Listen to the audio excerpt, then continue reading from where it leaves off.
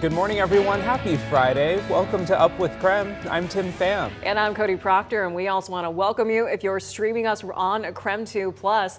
It's been a chilly morning, to say the least. I'm going to say it, though. Yeah. It's still beautiful outside. It is still beautiful. You know, it's been kind of like this every single day, but at least the sunshine comes out later in the day, which and is it's nice. going to be gorgeous. But the question is, when it comes to our sunshine, will it be clear skies? We've got meteorologist Thomas Patrick right now in the Weather Center. Hey there, Cody, and good morning to you, Tim, as well. Yeah, this morning, when we get to sunrise, still about an hour and a half away, we're going to get a lot of that sunshine today. So the clear skies will translate into the sunny skies. We'll see plenty blue out there. But again, still about an hour and a half away. So our temperature at 19 degrees still might actually drop another degree or two, hitting our low temperature for the day right at about that sunrise moment. And then it will be uphill from there. 19 officially in Spokane to 16 in Coeur d'Alene.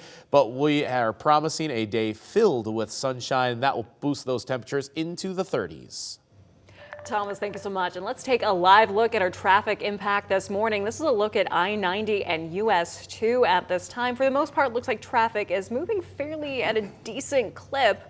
However, just be safe as you head out on the roadways and keep an eye out for other drivers and pedestrians. On Up with KREM, we bring you weather and traffic together every 30 minutes.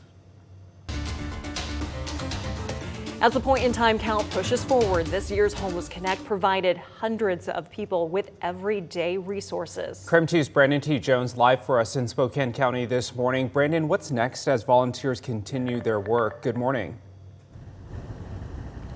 Yeah, good morning, Tim, Cody. Well, over the next few days, you may still be seeing some volunteers kind of roaming around the city, having conversations with people who may be experiencing homelessness. And that's kind of one of the reasons why that Homeless Connect conference is so important, because it puts all of those everyday needed resources inside of one building and helps with that point in time count. For some context on the count, it's a nationwide and local push to identify people and families who are homeless. The count helps better serve these individuals and how to distribute proper resources. For example, last year's count in Spokane found a 54% decrease in people living on the streets and a 10% increase in people turning to shelters. Here I ended up staying at a shelter for a little while with my kids, and then we were able to get into a place.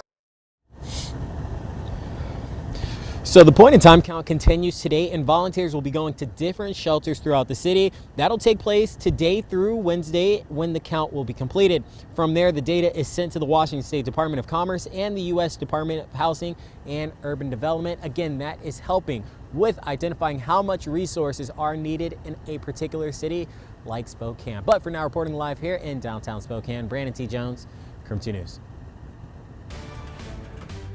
I was not surprised to see Judge Kuhnauer sort of dismiss the absurdity of the order and the absurdity of the president's action. This morning, President Donald Trump is looking to appeal a judge's decision to block his push to end birthright citizenship. The decision was handed down by a Seattle judge here in Washington State yesterday.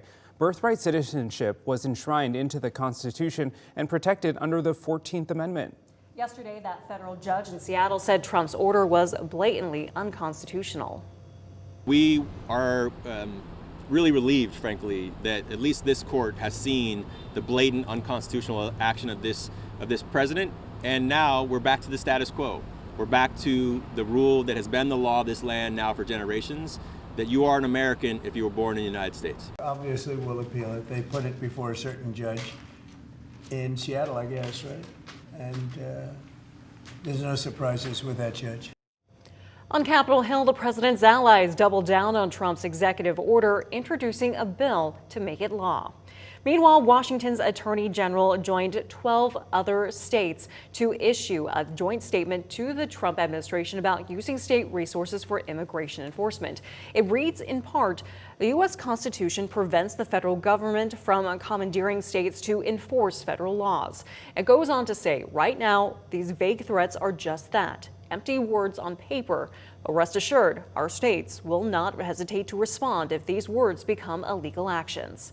Also, the Washington Superintendent of Public Instruction released a guideline for schools across the state to protect immigrant students. The guidelines say schools must enroll students regardless of their immigration or citizenship status.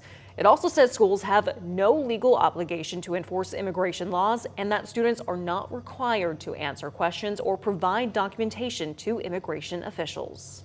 They have deployed active duty U.S. military and National Guard troops to the border to assist in repelling the invasion. We now know the Trump administration is considering sending as many as 10,000 U.S. troops to the southern border and potentially using military bases to hold migrants awaiting deportation. The Pentagon said around 1,500 troops have begun to deploy to help secure the U.S.-Mexico border. A White House spokesperson says stepped-up enforcement operations has already led to nearly 500 undocumented migrants arrests. CBS News has obtained internal documents showing the Trump administration is in the process of shutting down immigration offices.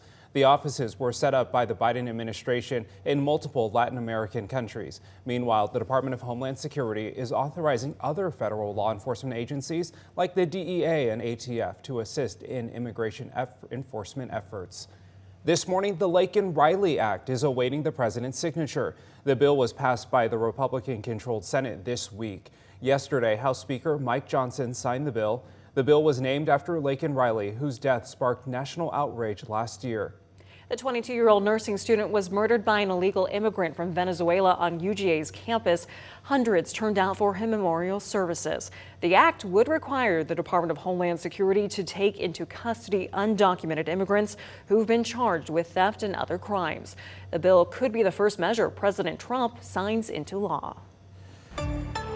Weather conditions today are going to be a lot sunnier than they were yesterday because yesterday we had just a brief cold front pass through our region that gave us a little extra cloud cover. For some, you may have seen a stray snowflake here or there, but this was a pretty weak storm system overall. It did not have a whole lot of moisture attached to it, and even the temperature difference on either side is not all that great. So we're still a bit more susceptible to that clear night, sunny day cycle. So it's going to be a bit colder this morning with temperatures in the teens, and you see it as low as 10 degrees in Colville, but still going to be sunny and in the 30s today and tomorrow. And for Sunday, temperatures still not budging for now, but I at least am seeing the beginnings of some whole-scale weather changes coming into play late next week. So we'll cover that in a bit more detail coming up.